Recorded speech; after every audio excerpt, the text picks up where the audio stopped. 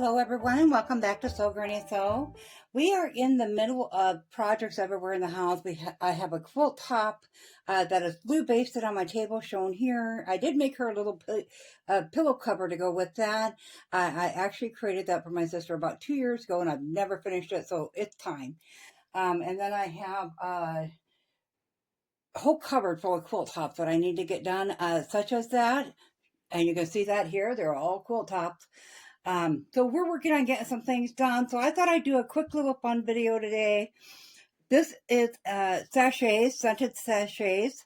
Now I made one prior just to test them out and put it in the truck. It's going on 2 weeks now and it smells just like the day we put it in there. So I thought, well, good, I can make up some, they're great for gifts, the farmer's market, wherever, to use up some of your scrap. So this here was just a scrap that I cut down. So I'm going to go over the supplies you're going to need, and I will link those in the description below because I purchased it all on Amazon just to give it a try. So these are 3-pound bags of the Aroma Beads. These ones did have like a 4.7 star rating, so they were one of the top tier ones in there. And then, of course, you want your bags if you're reselling. You do want smell-proof bags. So those were also ordered on Amazon. There are 100 in this package, but like I said, I just ordered trial stuff. Oil sets like this, which were also on Amazon, and they only have 0.33 ounces in each one. And it does, to make a full batch of this, it's 4 ounces of beads and 1 ounce of oil, but it did give me enough to try one. And in the one I put in the car, I had 1.5 ounces in, and it's doing quite well. So I went ahead and I ordered in some other oils of the same brand from the same company. So we do have those there.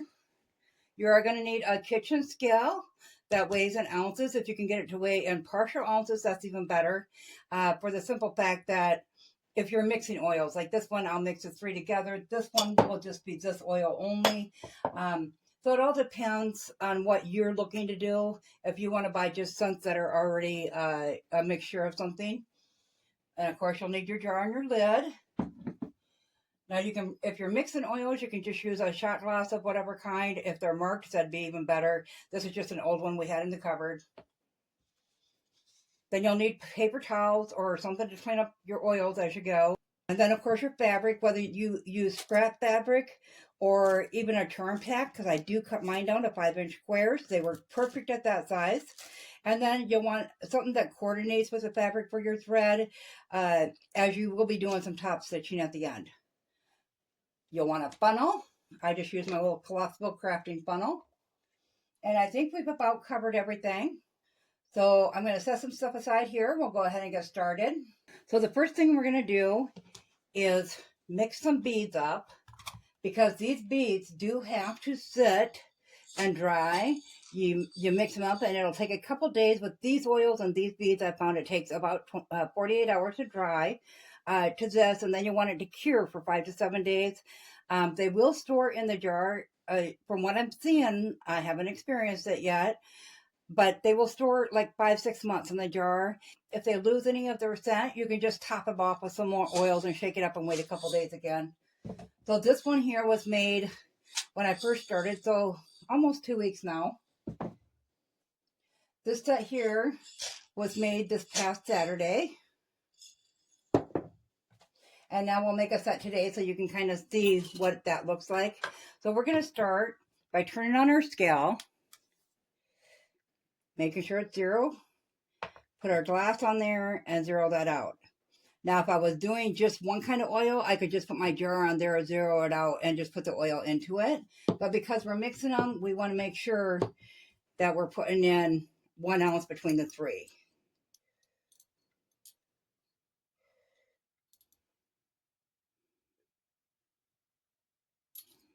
That's got a really nice scent to it. That's the banana. That one's kind of different. That one's kiwi fruit. Not as good of a kiwi fruit as what I have smelled, just in other oils from other people's houses and stuff. And the strawberry was one I ordered intentionally due to the fact that I liked it in the small bottle. That was one of the scents that were in there. This one's a more mild of the 3, so I'm going to use this as more of the base of it.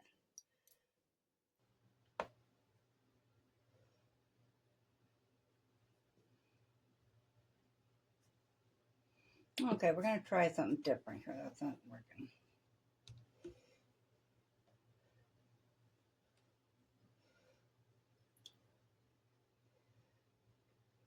Okay, we are at 0.30 ounces. We're at 60 on that one now. Now the banana is the most powerful one of them.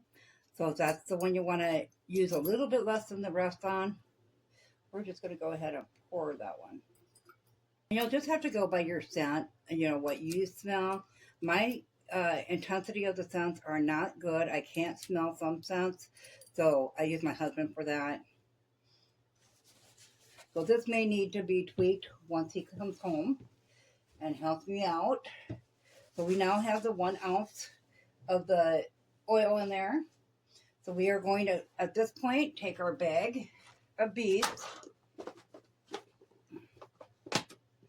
Now I add just a slight bit over 4 ounces. You can add whatever you wish. It says 4-to-1 ratio on oil and beads. So you want 1 ounce to 4 ounces of beads. So we're going to go ahead and put our beads in. Pour slow because these do fly everywhere otherwise.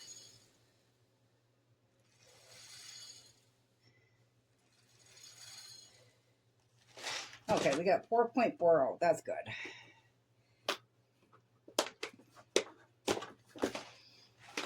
So at that point, we're done with all that. We'll put the lid on. We're done with the scale. So we're going to go ahead and shake this up until all the beads are covered in the oil.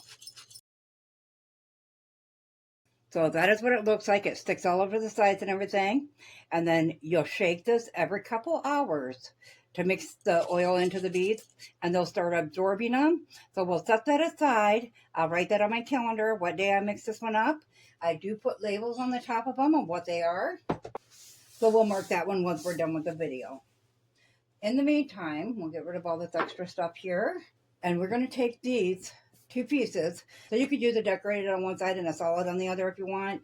I fussy cut mine to ensure I had some blue flowers in the fabric.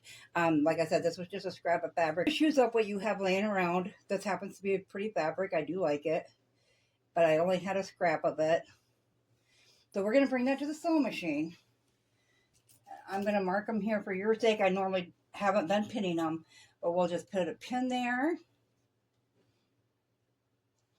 And we want at least a good inch for that to be turned around in. So we're not going to stitch during that part. You can leave a little bit more and still be okay. But we're just going to take a 1/4 inch seam and we're going to go all the way along that. I think I actually went a little bit extra last time and went more like a 3/8 inch seam on it. But you can make it, you know, however big or strong, because we are going to do the top stitching on it as well. So I'm going to go ahead and take a 1/4 inch seam all the way around, and then I will meet you back here. Now that we have that sewn up, I'll give you a quick peek there so you can see I have that opening right there.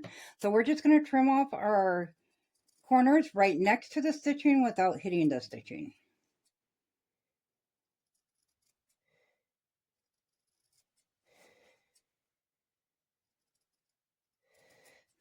Okay, then we are going to turn this the right way.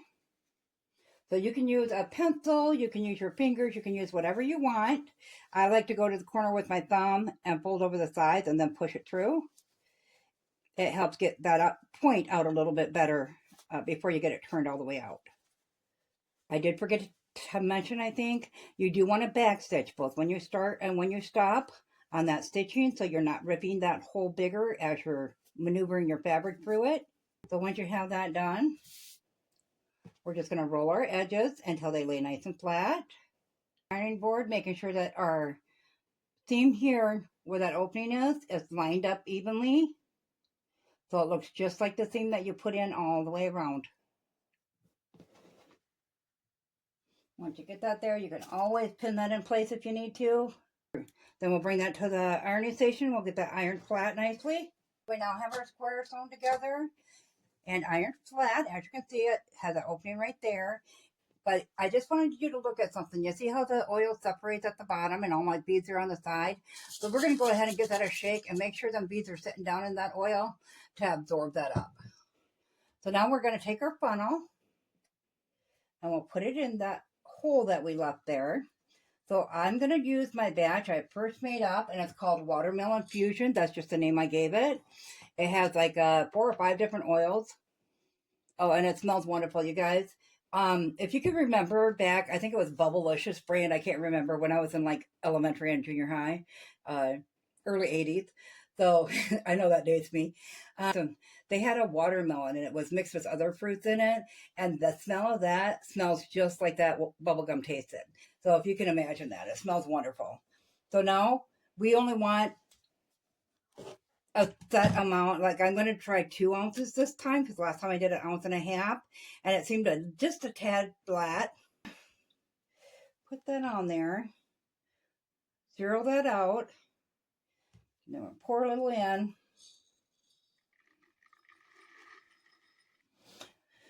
Okay, we are exactly at 2 ounces now, and that seems to be sufficient for them.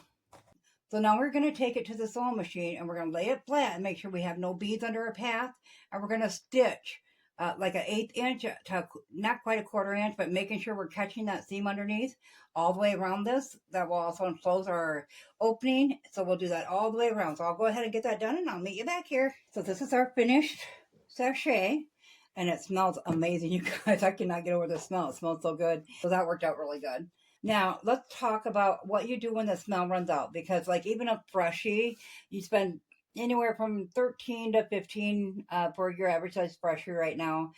And they last for 30 days, the majority of them, depending on how thick and how much oil, the concentration of the beads they can get. So for 30 days, what happens when the smell runs out? Like I said, right now we're on a trial and we have made it 2 weeks in and it smells the same as the day we put it in there. So I'm sure it will last the 30 days. But if you run out, you could always just add a drop of oil to a spot on there, maybe the backside, and let that dry for a couple days, and then you should be able to, it'll just be refreshed and ready to go again. If you made it, you have the oil. For those that are reselling and they have to purchase it, this might not be the perfect solution as a refill. You could always use a Velcro top on it with a felt insert of an idea that I thought of. But of course, you'll have to look into what works for you and do some trials with it. So the beads, when you go to purchase your beads, they have so many different brands and so many different sizes and so forth. You want to look at the ratio, but what the beads can absorb and what your oils take to absorb into that. Kind of like a scientific measure. So if these beads say 4 to 1, that means I'm going to need, there's 3 pounds in this bag. So for every 4 ounces, you're going to need 1 ounce of oil. So that is one way to figure it out. Also, when you purchase your oils, there's many different brands and they all have different qualities to them. So this was a mid-price brand. They were like 9 something a bottle. They all varied in between $9 and $10 a bottle for 3.38 ounces. So they were a good buy. They carry their scent. They're very highly reviewed. So I think this was a good way. There is like Candle Science and Lone Star Candles, and there's a few other different ones that I've heard good reviews on too. Many people on their reviews say they only buy that brand. They never tried nothing else and so forth. So we really can't get a good idea other than brands that we try and relay out to one another how they work. Certain oils, if we want to talk about oils quick, certain oils take longer to absorb in. So I just saw this review on a leather. It's called leather oil. It actually smells like leather. It's what I'm saying. So like this banana one here, it would just be leather oil. That one takes longer to absorb into the beads. The one gal I saw had gone 2 weeks and it still wasn't absorbed in the same brand and with the same beads that she uses for everything else. So certain oils are a little bit thicker. So you do want to keep that in mind as well. So always mix up a batch of everything and find out how well it takes in the beads of your choice. So that's all I have for you today on this. As I said, I'm just getting into it. I'm just starting out. I got a few things in it. Was super excited to get some going. Questions or comments, make sure to leave them in the comment section below. As always, guys, if you found this video useful, go ahead and give it a big thumbs up. It really helps our channel grow. If you haven't subscribed yet, go ahead and hit that subscribe button because we'd love to see you at Sew Granny Sew. Thanks all. Have a great day. Bye.